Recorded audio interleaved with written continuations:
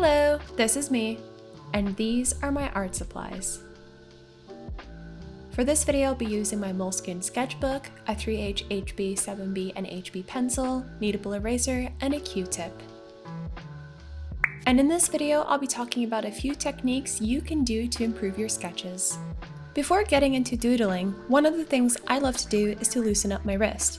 And I mean loosen, like actually twirl your wrist around, stretch that thing out, and maybe do a couple practice sketches in your sketchbook before you get to an actual piece. What I like to do is draw circles. This tends to help loosen up my wrist, and when I get to the actual drawing that I want to draw, I feel a lot better for it. My wrist isn't as rigid, I can get a full swing of motion, and this is especially useful for when drawing bigger portraits.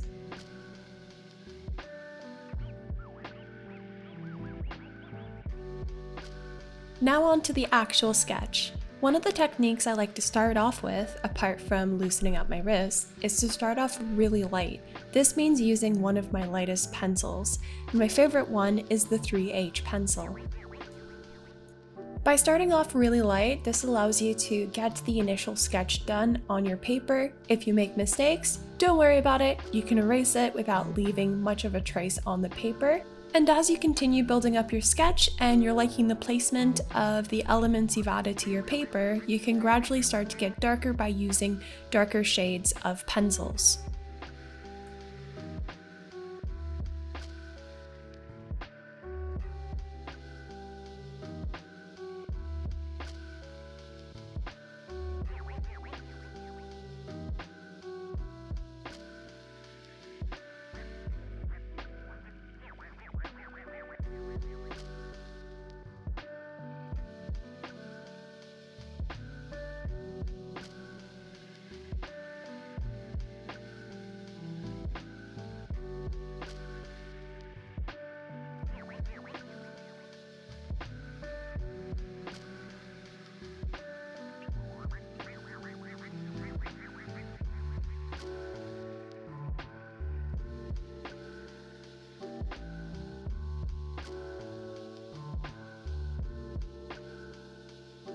Now this is probably one of my favorite parts of the sketching process. This is where I start to gradually get darker for certain areas of the sketch.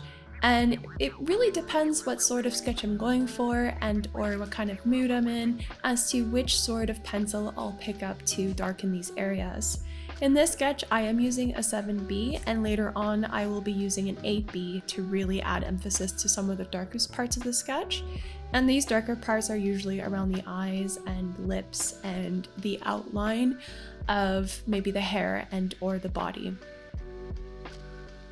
In this case, I am using a 7B to add emphasis to certain areas of the sketch, and I'll keep using my lighter 3H and also HB pencil for the cross-hatching shading around the facial features.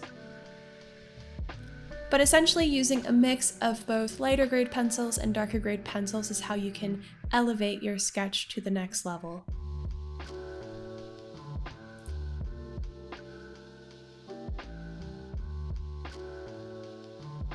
The fourth tip is all about cross-hatching. This is an interesting technique in which you can shade your sketches with. As I'm an artist that is more so on the illustrative side, I don't necessarily go for realism. I really enjoy cross-hatching as a technique to shade in certain areas of my sketches. I usually won't go crazy with a crosshatch, as in I will not crosshatch the entire face. There are certain artists that will do that and they'll do a beautiful job at it. I'm not quite good at crosshatching, hence why I don't feel necessarily comfortable doing it to that extreme, but for now I really enjoy crosshatching around the certain planes of the face where you can really accentuate some of the shadows, for example around the eyes, the nose, underneath the lips, and the cheekbones. And then of course for any sort of major shadowy areas, for example underneath the chin, in the hair, the clothing, any sort of shadows on the body, I will use cross-hatching as a method to shade that in.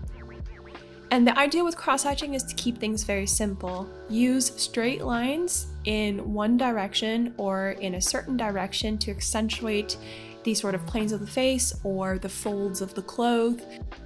And for my sort of style, I like to use the light to dark method with the cross-hatching. So I'll start off very light using my 3H or an HB pencil, and I'll basically put in the shadows wherever I want them, and then I'll accentuate certain aspects of the cross-hatching with a darker grade pencil.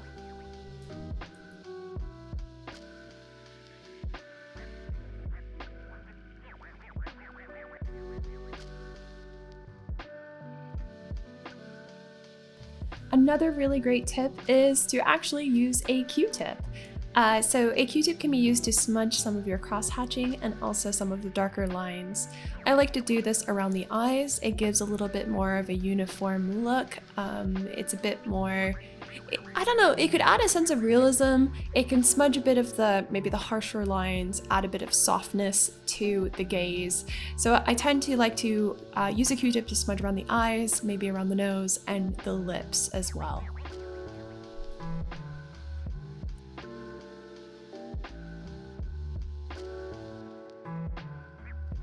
And as we come to the end of the sketch, I just want to say that the very last tip is to basically trust the process.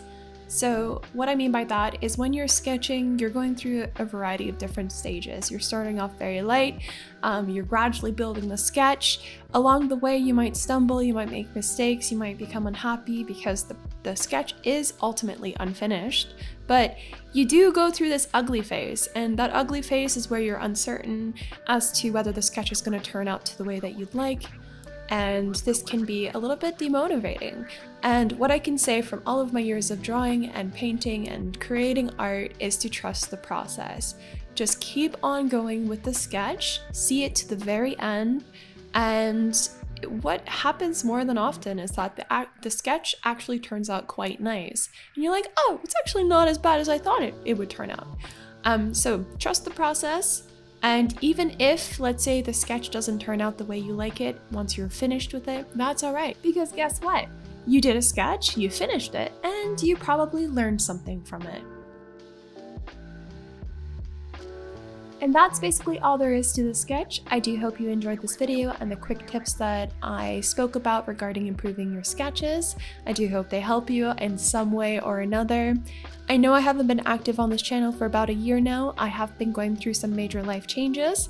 I'll be pinning a comment to this YouTube video and you can check below just to read a quick summary if in case you're curious as to what has been happening in my life. I am quite eager to get back to YouTube and everything that surrounds it. And of course, I am still planning on launching that book that I've been talking about. If you want to know more, links are down below in the video description. Thanks again for watching, and I hope you guys have a wonderful day.